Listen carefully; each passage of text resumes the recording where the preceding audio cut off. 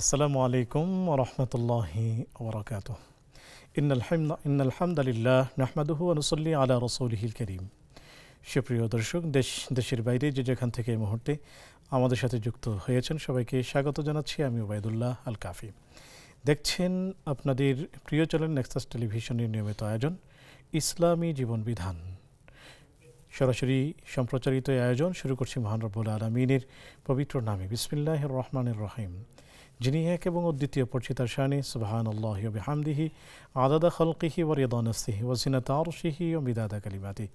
বিশ্বজগতের মহামানব নবী রহমত রাসূল করিম সাল্লাল্লাহু আলাইহি ওয়াসাল্লামের শানে পড়ছি আল্লাহুম্মা সাল্লি ওয়া সাল্লিম আলা আবদিকা ওয়া হাবিবিকা মুহাম্মাদিন ওয়া আলিহি ওয়া সাহবিহি আজমাইন। সুপ্রিয় দর্শক, অন্যান্য দিনের মতো আজ আমরা নির্দিষ্ট একটি বিষয় নিয়ে আলোচনা করব, আর সেই বিষয়টি হলো নবীজি সাল্লাল্লাহু আলাইহি ওয়াসাল্লামের রাষ্ট্র ব্যবস্থা। বিশ্বনবী মুহাম্মদুর রাসূলুল্লাহ সাল্লাল্লাহু আলাইহি ওয়াসাল্লাম একটি ইনসাফপূর্ণ, আদালতপূর্ণ, জুলুমমুক্ত শাসন ব্যবস্থার প্রতিষ্ঠা করেছিলেন এবং মদিনা সনদ নামে একটি সংবিধান তিনি প্রণয়ন করেছিলেন। আমরা এই চমৎকার বিষয়টি নিয়ে আজকে আলোচনা করব। এই বিষয়টি নিয়ে আলোচনা করার জন্য এবং আপনাদের জানতে চাওয়া বিষয়গুলোর সঠিক উত্তর দেওয়ার জন্য স্টুডিওতে আমন্ত্রিত হয়েছেন বিদগ্ধ আলেম দ্বীন, আমাদের বন্ধুবর শেখ তানজিল আহমদ হাফিজুল্লাহ। চলুন আমরা শেখের সাথে পরিচিত হয়ে নিচ্ছি। আসসালামু আলাইকুম রহমতুল্লাহ। ওয়ালাইকুম আসসালাম রহমতুল্লাহ। শেখ কেমন আছেন? আলহামদুলিল্লাহ, আল্লাহ ভালো রেখেছেন। আপনারা কেমন আছেন? আলহামদুলিল্লাহ, আমরাও ভালো আছি।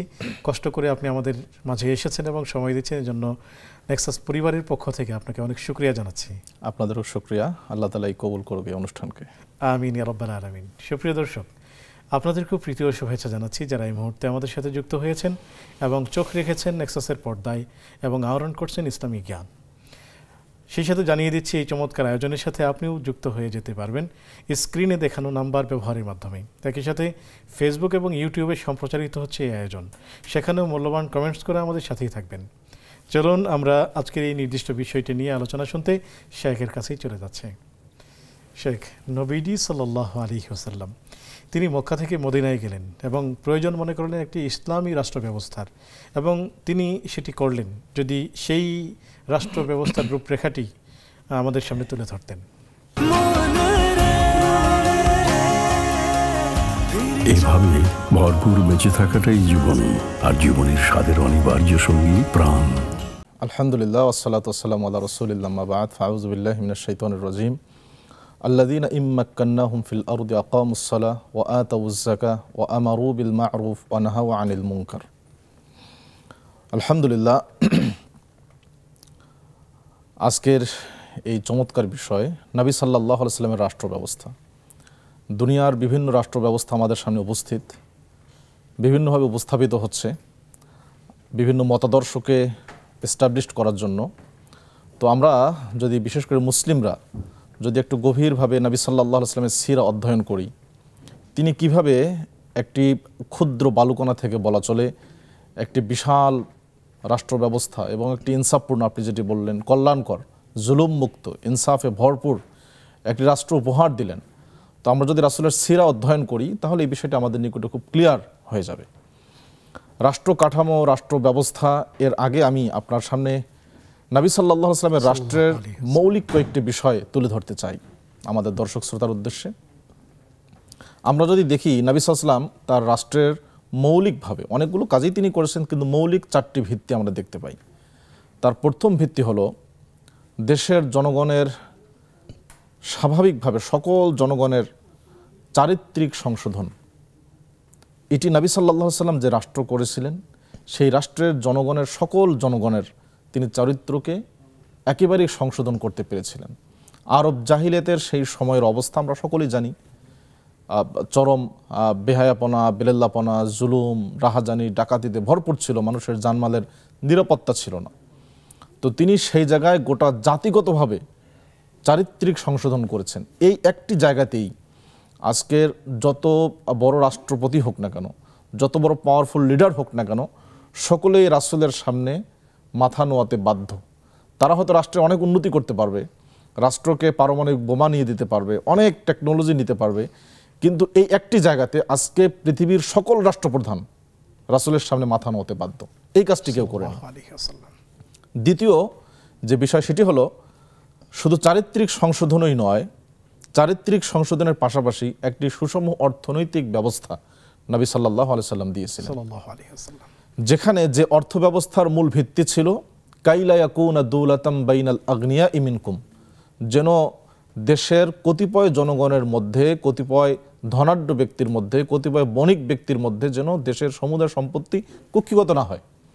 এটি রাসূলের রাষ্ট্র ব্যবস্থার অন্যতম, অর্থ ব্যবস্থার অন্যতম মূলনীতি ছিল। সাল্লাল্লাহু আলাইহি ওয়াসাল্লাম। তিনি চারিত্রিক সংশোধন করেছেন, অর্থনৈতিকভাবে একটি সমৃদ্ধশালী, উন্নত এবং সুষম বন্টনের ভিত্তিতে একটি জাতিকে তিনি উপহার দিয়েছেন।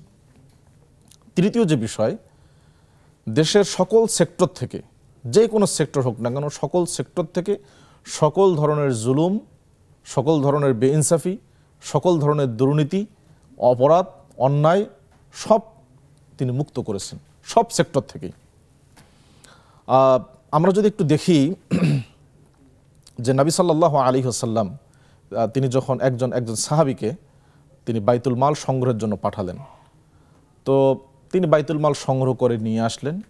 নিয়ে এসে তিনি বললেন, আল্লাহ রাসূল সাল্লাল্লাহু আলাইহি সাল্লাম, আমার নিকট যে সম্পত্তি এর মধ্যে এগুলো হলো জাকাতের সম্পত্তি, আর এগুলো হলো লোকেরা আমাকে হাদিয়া, গিফট করছে। নবী সাল্লাল্লাহু আলাইহি সাল্লাম তাৎক্ষণিকভাবেই মসজিদে আসলেন, জনগণকে একত্রিত করলেন, বললেন যে হাল্লা জালাস্তা ফি বাইতি আবিহি আও উম্মিহি, তুমি তোমার বাবার বাড়ি অথবা মায়ের বাড়িতে বসে থাকো, তুমি বাড়িতে বসে থেকে দেখো যে তোমাকে লোকজন হাদিয়া গিফট দেয় কিনা। তোমাকে হাদিয়া গিফট দিয়েছে কেন? কারণ তুমি সরকারি কর্মচারী, এই জন্য হাদিয়া গিফট দিয়ে যদি একটু জাকাতের কিছু কম দেওয়া যায়, এরকম একটা মনোভাব। অর্থাৎ একজন সরকারি কর্মচারী যিনি সরকার কর্তৃক বেতন পাচ্ছেন, বেতনভুক্ত, তিনি কোনোভাবেই তিনি হাদিয়া গিফট নিতে পারবেন না। তার এই যতদিন চাকরি থাকবে ততদিন, এরপর তিনি পারবেন। তাহলে তিনি ভাবে করে সকল সেক্টর থেকে দুর্নীতি মুক্ত করছেন।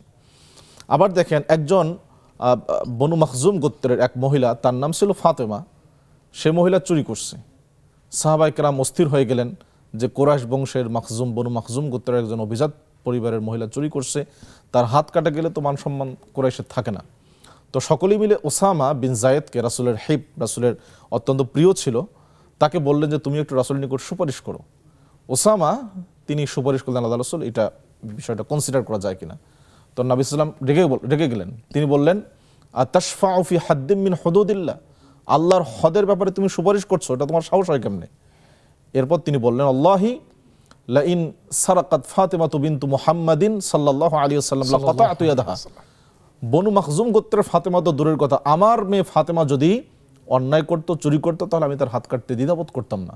আল্লাহু আকবার। একজন নবী রাসূল, রাষ্ট্রপ্রধান হিসাবে তার এই যে দৃঢ় প্রত্যয়, এবং তিনি আসলে করতেন, তার ইনসাফের তিনি মূর্ত প্রতীক। তাহলে তার দ্বারা তিনি নিজেই তো অন্যায় থেকে দূরে ছিলেন, অবশ্যই তার জনগণও অন্যায় থেকে স্বাভাবিকভাবে দূরে থাকবে। চতুর্থ যে কাজ তিনি করেছিলেন সেটি হলো দেশের সকল সেক্টরে, আগেরটার বিপরীত, সকল সেক্টরে তিনি ইনসাফকে কায়েম করছিলেন।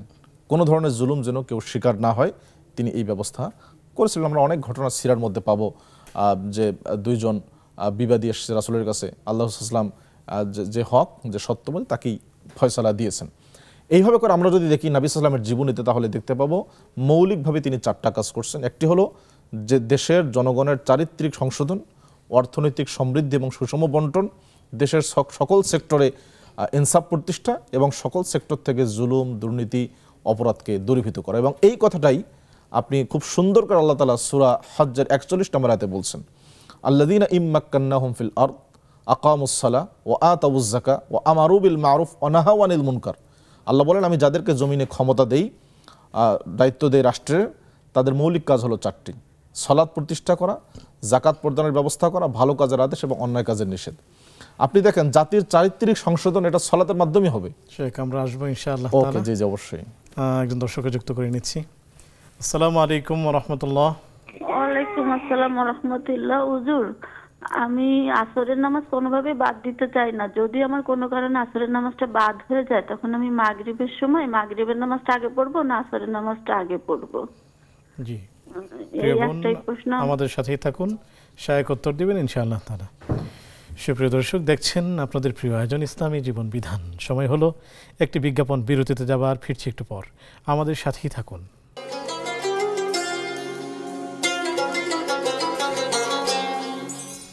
আসসালামু আলাইকুম রহমতুল্লাহি ওয়া বারাকাতুহু। সুপ্রিয় দর্শক, বিরতির পর সাদর আমন্ত্রণ জানাচ্ছি আপনাদের প্রিয় আয়োজন ইসলামী জীবন বিধানে। আলোচনা করছেন শেখ তানজিল আহমদ হাফিজাহুল্লাহ, সাথে আছে আমি ওবায়দুল্লাহ আল কাফি। আলোচনা চলছে নবীজি সাল্লাল্লাহু আলাইহি ওয়াসাল্লামের রাষ্ট্র ব্যবস্থা। চলুন আমরা আলোচনা শুনতে শেখের কাছে যাচ্ছি। শেখ বলছিলেন। জি, আলহামদুলিল্লাহ, আমরা আবার ফিরে আসলাম বিরতির পর। আমি যেটা বলছিলাম, আল্লাহ তাআলা এই 4টি পয়েন্টকে একসাথেই সূরা হজ্জের 41 নম্বর আয়াতে খুব ক্লিয়ার করছেন। আল্লাহ বলেন, আল্লাযীনা ইম্মাক্কান্নাহুম ফিল আরদ, আমি যাদেরকে জমিনে ক্ষমতা দেই রাষ্ট্রের, তাদের মৌলিক দায়িত্ব 4টি। 1 নম্বর আকামুস সালাহ, সালাত কায়েম করে।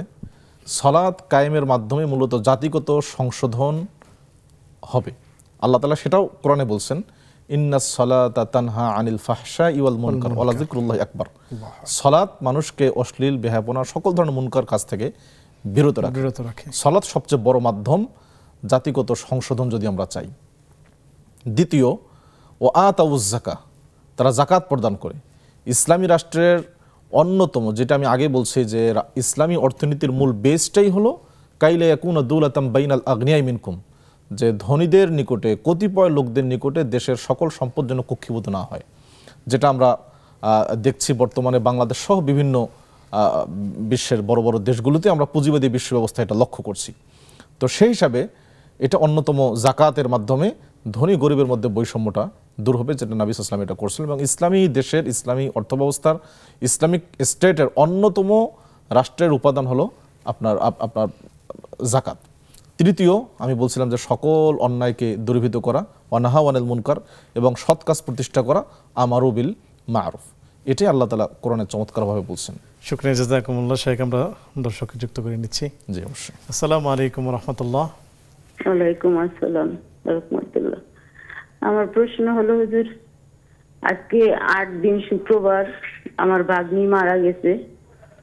ও অসুস্থ ছিল অনেক। ও মৃত্যুর আগে সবাইরে বলে গেছিল যে আমাকে ঢাকা আজিমপুরি মাটি দেওয়ার জন্য, কিন্তু ওর শ্বশুর বাড়ির লোকজনের হাজবেন্ড তারা ওকে জোর করেই ওর শরীয়তপুর নিয়ে মাটি দিছে। এখন এটাতে কি আমরা ওর সাথে কিন্তু সবাই কথাও দিয়েছিলাম যে তোকে এখানে আমরা মাটি দিব মা, কিন্তু ওর হাজবেন্ডের সাথে সেটা আমরা পারলাম না। ওদের লোকজন সবাই জোর করে নিয়ে গেলো। সবাই বললো এলাকার লোকজন যে স্বামীর অধিকার বেশি, এই জন্য ওকে আমরা ওইখানে নিয়ে গেছি।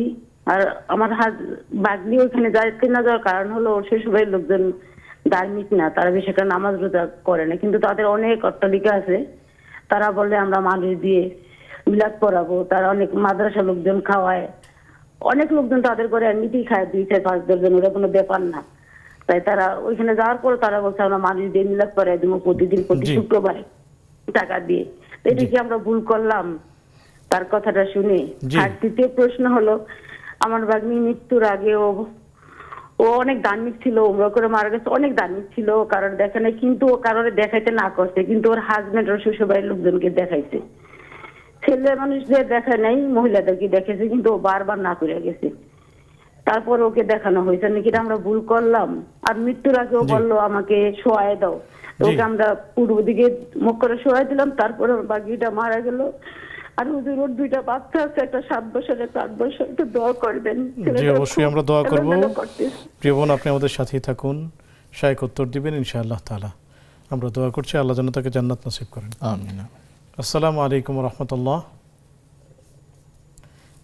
জি, কে আছেন আমাদের সাথে? আসসালামু আলাইকুম। ওয়া আলাইকুম আসসালাম। হুজুর, আমার একটা জমি বন্ধক বিষয়ে প্রশ্ন। জি, স্বাগতম প্রিয় বোন, প্রশ্নটি করুন। হ্যাঁ, অনেক আগে থেকেই তো এই জমি বন্ধক বিষয়টা চলে এসেছে। তাদের জমি নেই, জমি বন্ধক নিয়ে ফসল উৎপাদন করে সেই ফসল আর কি খায়। জি, এটা কতটুকু জায়েজ? জি, প্রিয় বোন আমাদের সাথেই থাকুন, শায়েখ উত্তর দিবেন ইনশাআল্লাহ তাআলা।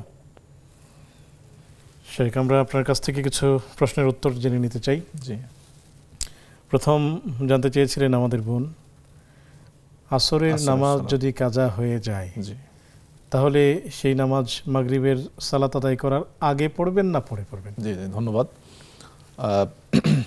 প্রথমে বলেন আসরের সালাত অত্যন্ত গুরুত্বপূর্ণ, যেটার ব্যাপারে কোরআনে স্পেশাল একটি আয়াত এসেছে, হাফিজু আলাস সালাওয়াত ওয়াস সালাতিল উস্তা ওয়া কুমু লিল্লাহি কানিতিন।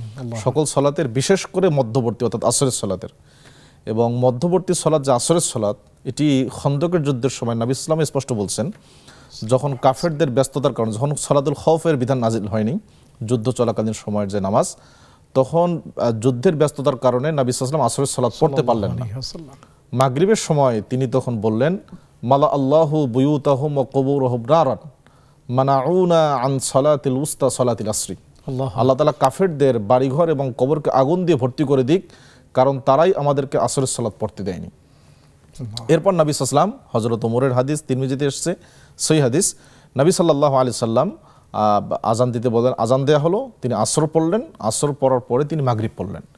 এবং এই হাদিস থেকে বিশেষ করে হাম্বলি এবং শাফি মাযহাবের লোকেরা তারা মনে করেন যে সালাওয়াত আল ফায়েতা, যেগুলো সালাত ছুটে গেছে, এই নামাজগুলো ধারাবাহিকভাবে রক্ষা করা উচিত। কাজেই তিনি, আমাদের এই বোন, তিনি প্রথমে আসর পড়বেন, এরপর মাগরিব পড়বেন ইনশাআল্লাহ। জাযাকুমুল্লাহু খায়রান। শেখ, আমরা শুনলাম আমাদের একজন বোন দুটি প্রশ্ন করেছেন ওনার বাগ্নি নাতি নিয়ে, যে দিনদার ছিলেন, উনি চাননি যে ওনার কবরস্থানটা শরীয়তপুরে হোক, উনি চেয়েছেন গাজীপুরে, কিন্তু স্বামীর পক্ষের লোকজন সেখানে দিয়েছে। তো ওনারা ওসিয়তটি যে রক্ষা করতে পারলেন না, এই জন্য কি ওনার গুনাহগার হবেন কিনা বা ভুল হলো কিনা তাদের? জি জি, এভাবে ভরপুর বেঁচে থাকাটাই জীবন, আর জীবনের স্বাদের অনিবার্য সঙ্গী প্রাণ। এখানে ওসিয়তের ব্যাপারে, ওসিয়ত যদি ভালো হয়, পুণ্যের কাজে হয়, তাহলে সেই ওসিয়ত পূরণ করা ওয়াজিব যারা দায়িত্বশীল তাদের উপরে। তো সেই হিসেবে স্বামী কিন্তু স্ত্রীর ব্যাপারে সবচেয়ে বেশি হকদার, এটি একটি বিষয়। দ্বিতীয় বিষয় হলো যে স্বামীর পরিবার দিনদার না, এবং তিনি বললেন যে মিলাদ পড়াবে বা আপনার কুলখানি করবে, এই টাইপের কিছু বেদাতি কর্মকাণ্ডের আমরা আভাস পাচ্ছি। তো সেক্ষেত্রে এই যিনি মারা গেছেন তার পরিবারের বা যিনি যেমন প্রশ্ন করছেন, তাদের উচিত ছিল তার ওসিয়তটাকে রক্ষা করা। কিন্তু স্বামীর হক যেহেতু বেশি, সেই হিসাবে স্বামী নিয়ে গেছেন শরীয়তপুরে, যে কবর দিয়েছেন, সেক্ষেত্রে তারা চেষ্টা করছেন, তারা অবশ্যই গুনাহগার হবেন না, কারণ তারা চেষ্টায় কোনো ত্রুটি রাখেন নাই। ইনশাআল্লাহ তারা গুনাহগার হবেন না। জাযাকুমুল্লাহু খায়রান।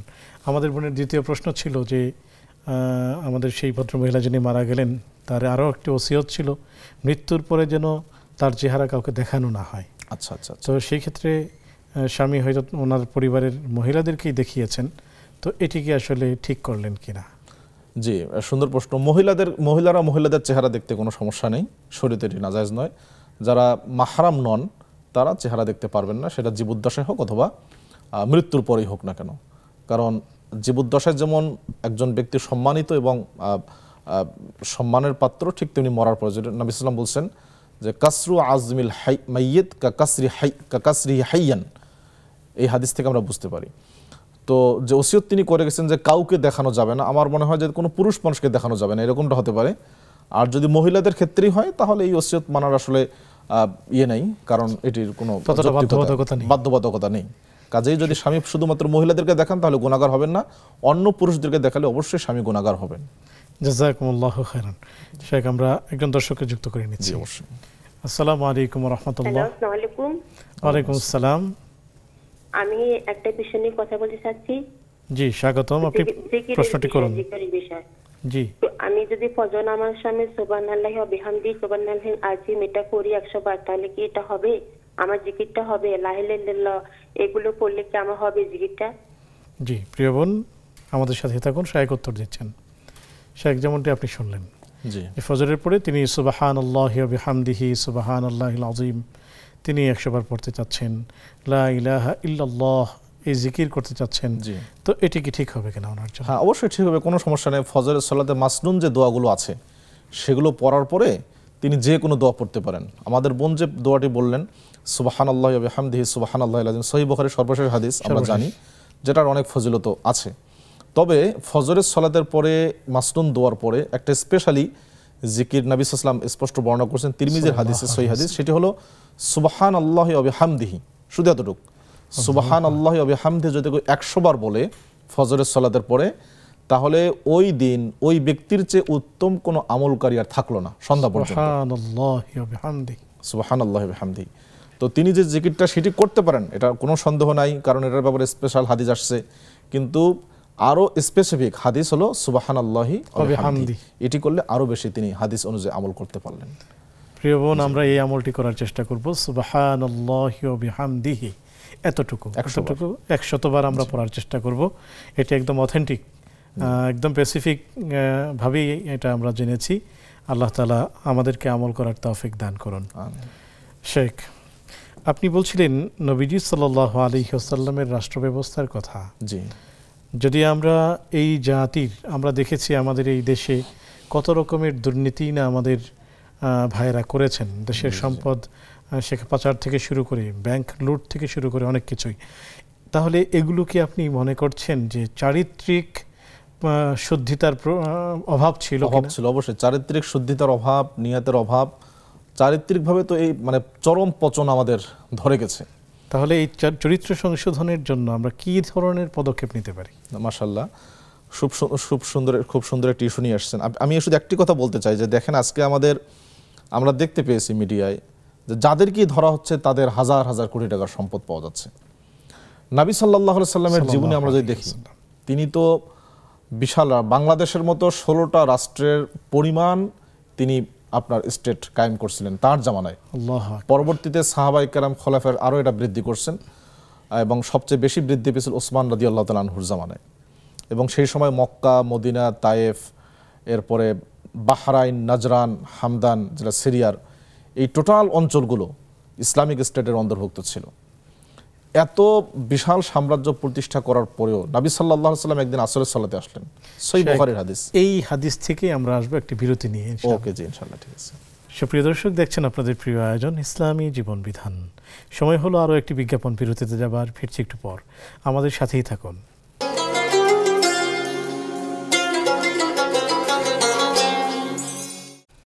আসসালামু আলাইকুম ওয়া রাহমাতুল্লাহি ওয়া বারাকাতুহু।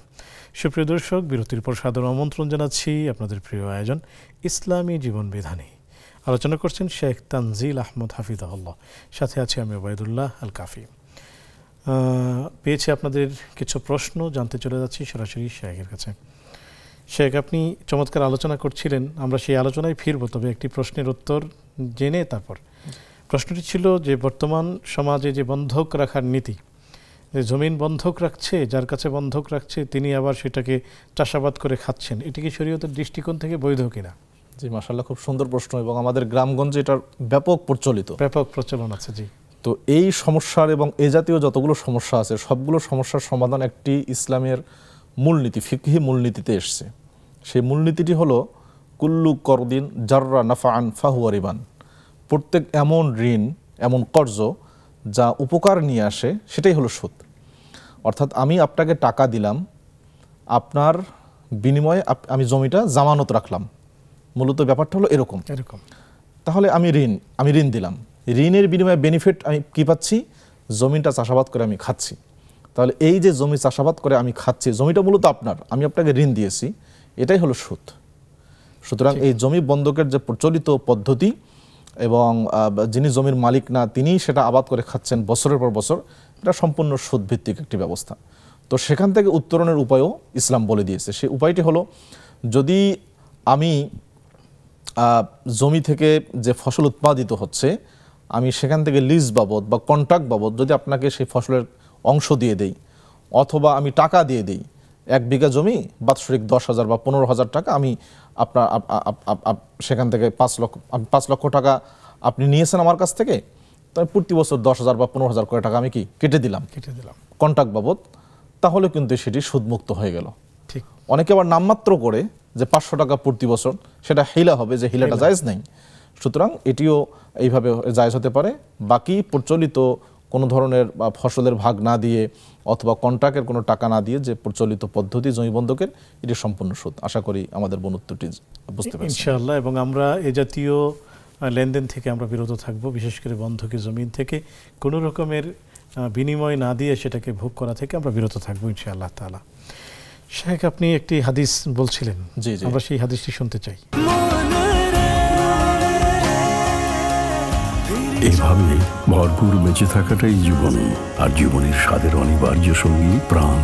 আমি বলছিলাম নবী সাল্লাল্লাহু আলাইহি ওয়াসাল্লাম তার অর্থনৈতিক ব্যবস্থাপনা কত উন্নত ছিল তার নিজের একটি হাদিস সহিহ বুখারীতে এসেছে। একদিন তিনি আসরের সালাত পড়লেন, সালাম ফিরিয়ে দ্রুত তিনি বাড়ি গেলেন, বাসায় গেলেন, বাসায় গিয়ে আবার আসলেন। সাহাবায়ে কেরাম একটু আশ্চর্য হয়ে প্রশ্ন করলেন, আল্লাহ রাসূল আপনি ব্যাপার কি? তখন তিনি বললেন যে ইন্নী খাল্লাফতু তিবরাম মিনাস সাদাকা ফি বাইতি, আমি বাড়িতে সাদাকার কিছু অপরিশোধিত স্বর্ণ সামান্য কিছু রেখে আসছিলাম। ফাকারিহিতু আন উবাইয়িতাহু ওয়া আনা হাবিসুন আলাইহি, আমি অপছন্দ করছি যে এই সমস্ত সম্পদ বাসায় রেখে এসে আমি এক রাত অতিক্রম করব, এটা আমি অপছন্দ করছি, এটা সম্ভব নয় আমার দ্বারা। তিনি তাৎক্ষণিক এগুলো সাদাকা করে দেওয়ার জন্য, দান করে দেওয়ার জন্য আদেশ করলেন। এরপর তিনি, তাহলে দেখেন যার সম্পদের প্রতি এত নির্মোহ ছিলেন তিনি। দ্বিতীয়ত, নবীগণ মারা গেলে তাদের সম্পত্তির কেউ ওয়ারিশ হয় না, যেটি হাদিসে স্পষ্ট আসছে, ইন্না মাআশিরুল আম্বিয়া লা নূরাস মা তারাকনাহু সাদাকা, আমরা নবীরা আমাদের কেউ ওয়ারিশ হয় না, আমরা মারা গেলে আমাদের সমস্ত সম্পদ বাইতুল মাল রাষ্ট্রীয় কোষাগারে জমা হয়, সাদাকা হিসাবে গণ্য হবে। এবং যার কারণে ফাতেমা রাদিয়াল্লাহু তাআলা আনহা যখন আল্লাহ রাসূল মারা গেলেন তার পিতার সম্পত্তির ভাগের জন্য আবু বকর সিদ্দিকের নিকট এসেছিলেন, তো আবু বকর সিদ্দিক রাদিয়াল্লাহু তাআলা হাদিসটি শুনিয়ে দিয়েছিলেন যে না, নবীদের সম্পত্তির ওয়ারিশ কেউ হয় না। তাহলে তার সামান্যতম সম্পদ সঞ্চয়ের কোনো ইচ্ছা ছিল না। আল্লাহ তাআলা তাকে দুনিয়া দিতে চেয়েছিলেন, তিনি নেননি। কিন্তু আমাদের বর্তমান পরিস্থিতি কি? আমাদের যারা দেশের দায়িত্বশীল, শেখ আমরা এই বিষয়টি নিয়ে আলোচনা শুনবো, একজন দর্শককে যুক্ত করে নিচ্ছি। অবশ্যই। আসসালামু আলাইকুম ওয়া রাহমাতুল্লাহ। হ্যালো, ওয়ালাইকুম আসসালাম ওয়া রাহমাতুল্লাহি ওয়া বারাকাতুহু। জি, স্বাগতম প্রিয় বোন, প্রশ্নটি করুন। আমার তো শরীর খুব খারাপ, আমি শুয়ে আছি, টিভি দেখি তো বেশি। আল্লাহ শিফা দান করুন। আচ্ছা, মক্কা মদিনা আমি শুয়ে আছি, নামাজ হয়, সূরা কালাম হয়, এগুলো দেখতেছি আছি। আবার হয়তো বইসা বুঝতে অনেক কষ্ট হয়, বইসা দেখি, এটা কি গুনাহ হবে? মক্কা মদিনা দেখি শুয়ে আছি, নামাজগুলো এগুলো দেখি আমি। আর একটা হচ্ছে হাতে নিয়ে ভাত খাই, আমি খাই না, ইয়ে নিয়ে ভাত খাই, নিচে রেখে ভাত খাইতে পারি না। জি, কষ্ট হয়, আমার বসতে কষ্ট হয়, শুয়ে আছি, সব কিছু করি। জি প্রিয় বোন, আমাদের সাথেই থাকুন, সহায়ক উত্তর দিচ্ছেন ইনশাআল্লাহ। ওইটা দেখেন যে মক্কা মদিনা শুয়ে শুয়ে দেখি আমি, জি, খাবার সময় দেখা যাইবো নাকি, খাবার সময় দেখা যাইবো নাকি। জি জি জি প্রিয় বোন, আমাদের সাথেই থাকুন, সহায়ক উত্তর দিচ্ছেন ইনশাআল্লাহ। শেখ আমরা এই বোনের উত্তরগুলো আগে একটু নিয়ে নিতে যাচ্ছি। তিনি মক্কা মদিনার ছবি টেলিভিশনে দেখেন শুয়ে শুয়ে, তো এই ক্ষেত্রে বলবেন এটি কোনো গুনাহ হবে কিনা, বা আসলে ওনার এই বয়সে ওজিফাটা কি হবে? জি, ধন্যবাদ। মক্কা মদিনার ছবি দেখা বা টেলিভিশন দেখা খুব ভালো কাজ, সমস্যা নেই, এটাতে গুনাহের কোনো প্রশ্ন নেই। কিন্তু উনি যেহেতু অসুস্থ, আর অসুস্থতার শেফা আল্লাহ তাআলা কোরআনে দিয়েছেন। কোরআন হলো শেফা, আল্লাহ তাআলা কোরআনকে শেফা, আরোগ্য বলছেন। কাজে আমরা অনুরোধ করব যে উনি মক্কা মদিনার ছবি হয়তো যখন বিরক্ত বা বেশি বোর হয়ে যান তখন দেখবেন, ঠিক আছে, কিন্তু নর্মালি ওনার উচিত কোরআন বেশি করে তেলাওয়াত করা, আজকার জিকির আজকার তেলাওয়াত করা, আল্লাহকে স্মরণ করা, ইস্তেগফার বেশি করে পাঠ করা, এবং যে ঝাড়ফুঁকের যে দোয়াগুলো আছে সূরা নাস, ফালাক, আয়াতুল কুরসি ইত্যাদি বেশি করে তেলাওয়াত করলে হয়তোবা আরও বেশি ভালো হবে। তিনি যে আমলটি করছেন তার চেয়ে বেশি ভালো হবে ইনশাআল্লাহ। জাযাকুমুল্লাহু খাইরান। শেখ উনি আরও জানতে চেয়েছেন যে উনি হাতে নিয়ে খাবার খান, প্লেট হাতে নিয়ে, আচ্ছা, তো নিচে রেখে খেতে পারেন না, তো এই ক্ষেত্রে এটি আসলে আদব পরিপন্থী কিনা? আচ্ছা, আমরা যতটুকু জানতে পারলাম তিনি একটু অসুস্থ। জি, এতে সমস্যা নেই ইনশাআল্লাহ, তিনি হাতে নিয়ে প্লেট হাতে নিয়ে খেতে পারবেন, যেহেতু তিনি মাযুর, শারঈ মাযুর, অবশ্যই এতে সমস্যা হবে না। জাযাকুমুল্লাহ। শেখ উনি জানতে চাচ্ছেন যে খাবার সময় এই যে উনি টেলিভিশনে মক্কা মদিনার ছবি দেখছেন, তো এটি আসলে কোনো গুনাহ হবে কিনা? আচ্ছা, না না, গুনাহ হবে না, মানে খেতে খেতে মক্কা মদিনা একটু দেখা, না এতে সমস্যা নাই ইনশাআল্লাহ, উনি দেখতে পারেন, সমস্যা নেই। শুকরিয়া, জাযাকুমুল্লাহ। শেখ আপনি বলছিলেন। জি, তো দেখেন আমাদের দেশের এই যে রাষ্ট্রের দায়িত্বশীল ব্যক্তি যাকেই ধরা হচ্ছে বিশাল বিশাল অঙ্ক বের হয়ে আসছে। জি জি, অথচ নবী সাল্লাল্লাহু আলাইহি সাল্লামের, শেখ আমরা আসবো আরেকজনকে যুক্ত করে নিচ্ছি। ওকে, জি। আসসালামু আলাইকুম ওয়া রাহমাতুল্লাহ। ওয়া আলাইকুম আসসালাম ওয়া রাহমাতুল্লাহি ওয়া বারাকাতুহু। হুজুর ভালো আছেন? আলহামদুলিল্লাহ, আল্লাহর রহমতে ভালো আছি। আমি সুনামগঞ্জ থেকে ইউনুস বলছিলাম। জি, স্বাগতম প্রিয় ভাই, প্রশ্নটি করুন। আমার তিনটে প্রশ্ন। প্রথম প্রশ্ন হলো যে ইসলামী রাষ্ট্রে কোন ধরনের ব্যক্তিকে সরকার প্রদান করার জন্য রাসূল সাল্লাল্লাহু আলাইহি ওয়াসাল্লামের নির্দেশনা ছিল? মাশাআল্লাহ, শুকরিয়া। আর দুই নম্বর প্রশ্ন হলো হুজুর যে এই একজন মুশফিক এবং মুসলমানের মধ্যে পার্থক্য হলো নামাজ। মুশফিক নামধারী কোনো ব্যক্তি যদি রাষ্ট্রীয় ক্ষমতায় থাকে, তার কাছে মুসলিম রাষ্ট্রে, তাহলে তার কাছ থেকে সমাজ কি ভালো কিছু আশা করতে পারে? আচ্ছা, 3 নম্বর প্রশ্ন হলো হুজুর, যে আমরা কি আমাদের এই জীবদ্দশায় হযরত ওমর রাদিয়াল্লাহু আনহুর মতো শাসক কি প্রত্যাশা করতে পারি? শুকরিয়া প্রিয় ভাই আমাদের বিষয় সংশ্লিষ্ট প্রশ্ন করার জন্য। জাযাকুমুল্লাহু খায়রান। আপনি আমাদের সাথেই থাকুন, সহায়ক উত্তর দিবেন ইনশাআল্লাহ তাআলা। সুপ্রিয় দর্শক, দেখছেন আপনাদের প্রিয় আয়োজন ইসলামী জীবন বিধান। সময় হলো আরও একটি বিজ্ঞাপন বিরতিতে যাবার, ফিরছি একটু পর। আমাদের সাথেই থাকুন।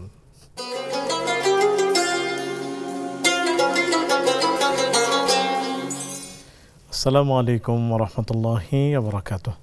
সুপ্রিয় দর্শক, বিরতির পর সাদর আমন্ত্রণ জানাচ্ছি আপনাদের প্রিয় আয়োজন ইসলামী জীবন বিধানে। সুপ্রিয় দর্শক, আলোচনা করছেন শেখ তানজিল আহমদ হাফিজাহুল্লাহ, সাথে আছি আমি ওবায়দুল্লাহ আল কাফি। সেই সাথে পেয়েছি আপনাদের বেশ কিছু প্রশ্ন, জানতে চলে যাচ্ছি সরাসরি শেখের কাছে। শেখ, ইসলামী রাষ্ট্রে কী ধরনের রাষ্ট্রপ্রধান হতে হয়?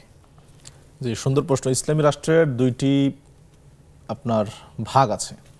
একটি হলো ইসলামী খেলাফা, যদি খেলাফত হয়, আর একটি হলো ইসলামী ইমারা, যদি ইমারত হয়, খেলাফত না। খেলাফত অনেক বড় বিষয়, ইমারা খেলাফতের আন্ডারে হলো ইমারা। যেমন আফগানিস্তানে ইসলামিক ইমারা। ইসলামী খেলাফত যদি হয় বা ইমারত যেটাই বলে না কেন, বা ইসলামিক দেশে বা মুসলিমরা যে দেশে বসবাস করে সেই দেশে খেলাফত কিংবা ইমারা ইসলামিয়া না হলেও একজন সাধারণ আমাদের দেশে যে সরকার প্রধান যদি আমরা গঠন করতে চাই, তাহলে কেমন সরকার প্রধান হওয়া উচিত, কেমন সরকার গঠন হওয়া উচিত, সেক্ষেত্রে আমরা বলবো যে আল্লাহ তাআলা কোরআনে স্পষ্ট নির্দেশ দিয়েছেন, ইন্নাল্লাহা ইয়া'মুরুকুম আন তুআদ্দুল আমানাতি ইলা আহলিহা ওয়া ইযা হাকামতুম বাইনান নাসি আন তাহকুমু বিল আদল। যারা আমানত এর যথাযথ হক আদায় করবে। আমানত মানুষের জান মালের নিরাপত্তা, মানুষ দিন চর্চার নিরাপত্তা, দিন ইসলামকে প্রতিষ্ঠিত করার মনোবাসনা এবং প্রচেষ্টা, এগুলো প্রত্যেকটাই হলো আমানত। দ্বিতীয় হলো ওয়াইদা হাকামতুম বাইনান নাস আন তাহকুমু বিল আদলি, আর বিচার করার সময় ইনসাফপূর্ণ বিচার করতে হবে, যেটার আরও স্পষ্ট আল্লাহ বলছেন, ওয়ালা ইয়াজরিমান্নাকুম শানআনু কওমিন আলা আল্লা তা'দিলু ই'দিলু হুয়া আকরাবু লিত-তাকওয়া। নিকটাত্মীয় হলেও কিংবা কোনো শত্রু যদি হয়, শত্রুর কারণে আমি তার উপর ইনসাফ করতে পারবো না, ইনসাফ করতে হবে। কাজেই যে সরকার প্রধান দেশের জনগণের আমানত রক্ষা করবে, দিন পালনের সুযোগ দিবে পরিপূর্ণভাবে এবং দিনকে কায়েম করার চেষ্টা করবে এবং ন্যায় বিচার কায়েম করবে, তিনি ইসলামিক সরকার প্রধান গঠনের সবচেয়ে উপযুক্ত ব্যক্তি। আশা করি বুঝতে পেরেছে আমাদের ভাই। জাযাকুমুল্লাহু খায়রান। শেখ, আমরা কি আমাদের সময়ে এমন রাষ্ট্রপ্রধানের আশা করতে পারি? জি, আমাদের ভাই প্রশ্ন করছিলেন যে ওমর রাদিয়াল্লাহু তাআলা আনহুর মতো কোনো শাসক আমরা আশা করতে পারি কিনা। মাশাআল্লাহ, আলহামদুলিল্লাহ, আল্লাহ তাআলা সেই ভাইয়ের আশা বা আমাদের আশা আকাঙ্ক্ষা কবুল করে নিন, আমিন। বর্তমান যে দুনিয়ার অবস্থা অত্যন্ত কঠিন, রাষ্ট্রপ্রধান রাষ্ট্রদের অবস্থা, রাষ্ট্রের অবস্থা, কিন্তু একটি হাদিস তো এসছে, নবী সাল্লাল্লাহু আলাইহি ওয়াসাল্লাম স্পষ্ট বলছেন যে মুলিয়াতিল আরদু যুলমান ওয়া জাওরান, গোটা পৃথিবী যখন জুলুম বেইনসাফে ভর্তি হয়ে যাবে, আল্লাহ তাআলা তখন একজন ব্যক্তিকে পাঠাবেন, ইউয়াতিউ ইসমুহু ইসমি, যার নামের সাথে আমার নাম মিলে যাবে, যার পিতার নামের সাথে আমার পিতার নাম মিলে যাবে। তিনি হলেন ইমাম মাহদি আলাইহিস সালাম। তিনি যখন আসবেন ইনশাআল্লাহ, তার মাধ্যমে আল্লাহ তাআলা গোটা জমিনে ইনসাফ এবং ন্যায় দিয়ে ভর্তি করে দিবেন। তো ইনশাআল্লাহ আমরা আশা করি তার মাধ্যমে আবারও গোটা পৃথিবী ইনসাফে ভরপুর হয়ে উঠবে, গোটা পৃথিবীর সুখময় এবং শান্তিময় হয়ে উঠবে ইনশাআল্লাহ। আমরা সেই আশাটা অবশ্যই করতে পারি। তার আগে যারা থাকবেন আমরা তাদেরকে মেনেই, তাদেরকে পরামর্শ দিয়ে তারা যেন চেষ্টা করেন ভালো হন, সেই পরামর্শ আমরা অবশ্যই দিতে থাকবো ইনশাআল্লাহ তাআলা। জাযাকুমুল্লাহু খায়রান। শেখ, অনলাইনে আমাদের অনেকেই জানতে চেয়েছেন, জি আমরা যদি বলি, একজন জানতে চেয়েছেন সৈয়দা মিম, সুবহানাকা আল্লাহুম্মা রাব্বানা ওয়া বিহামদিকা আল্লাহুম্মা গফিরলি, এটা কি সেজদায় 3 বার সুবহান রাব্বিয়াল আলা পড়ার পর পড়া যাবে? জি, সুন্দর প্রশ্ন। সাজদায় বেশ কিছু দোয়া, প্রায় 11টা বা 13টার মতো দোয়া নবী সাল্লাল্লাহু আলাইহি ওয়াসাল্লাম কর্তৃক সহিহ সনদে বর্ণিত আছে। আলহামদুলিল্লাহ। সুবহান রাব্বিয়াল আলা এটি সবচেয়ে সহজ এবং বহুল প্রচলিত। এরকম আরও বেশ কিছু দোয়া আছে, তার মধ্যে আমাদের বোন যেটি প্রশ্ন করছেন সেটিও একটি দোয়া সাজদার। তো সাজদায় এই দোয়াটি তিনি স্বতন্ত্রভাবে পড়তে পারেন, সুবহান রাব্বিয়াল আলা বলার পরেও বলতে পারেন, আগেও বলতে পারেন, কোনো সমস্যা নেই। এটি এমনটা নয় যে স্বতন্ত্রভাবে বলা যাবে না, এটি স্বতন্ত্রভাবেও আলাদা করে বলা যাবে সুবহান রাব্বিয়াল আলার পরিবর্তে, কোনো সমস্যা নেই ইনশাআল্লাহ। জাযাকুমুল্লাহ। মোনা জানতে চেয়েছেন, আমার আম্মু কোরআন ডেইলি পড়ার মধ্যে বনে ইসরাইল সূরার পরে সূরা কাহাফ শুক্রবারে পড়েছে, এখন পরবর্তীতে যখন আবার কোরআন পড়বে তখন কি সূরা কাহাফ নতুন করে পড়তে হবে নাকি কাহাফ না পড়লেও হবে? তিনি ডেইলি সূরা কাহাফ পড়ছেন, বনে ইসরাইল পড়েন, জি, আবার সূরা কাহাফ পড়েন। জুমার দিনের কথা বলছেন সম্ভবত। জি জি জি। জুমার দিন, তাহলে তো ডেইলি বলতে জুমার দিন তো তিনি পড়লেন না, তাহলে যখন এই প্রশ্নটা আসছে, যদি তিনি জুমার দিন সূরা কাহাফ পড়েন, সেটা যে কোনোভাবেই হোক, তাহলে পড়তে হবে না।